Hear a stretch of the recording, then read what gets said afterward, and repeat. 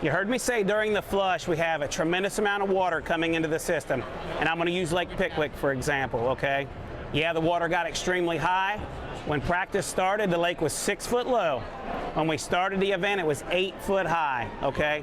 But we didn't have a lot of dirty water because most of that came in from another system, came in from Lake Wilson and places like that above Pickwick, okay?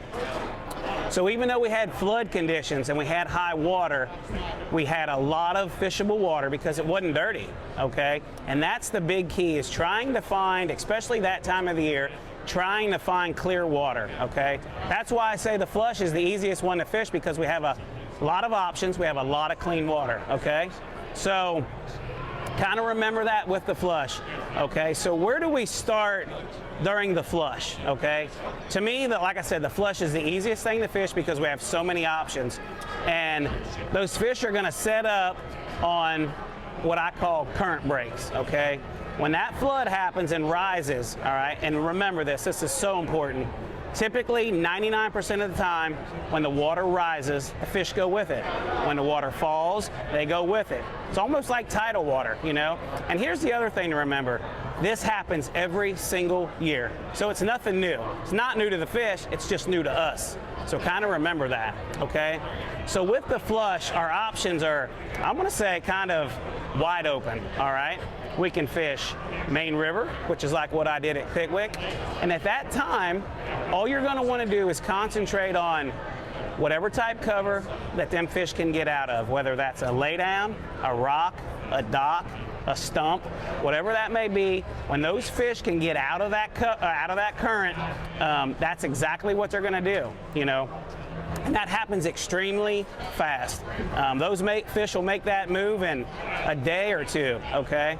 I always say that when that flush is happening, that first day or two, while the new water is coming in, is always your best, because those fish know what's coming and they're gonna feed up, almost like a pre-spawn situation. You know, they're gonna put that feed bag on because they know conditions are gonna get really bad. So kind of remember that. At that time of the year, when that water's clear, you can still concentrate on that main river type area because we're gonna have that clean water, okay?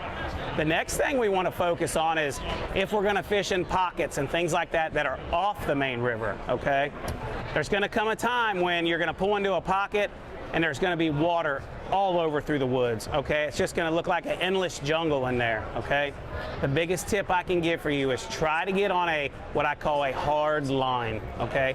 Try to get on somewhere where you have a bank that's behind the cover you're trying to fish, okay? For me, if you're trying to get in the woods and catch those fish, I mean, they're gonna go back in there as far as they can go and you're never gonna be able to get to them.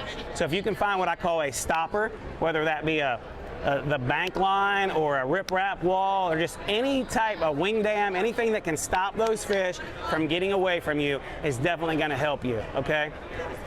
You hear me talk about the flush being the easiest flood conditions to fish, and that's because that current and things like that will position those fish in places that are easy for you to catch. I mean, you can visually drive up the lake and see it with your eye and know that, hey, there's going to be one right there.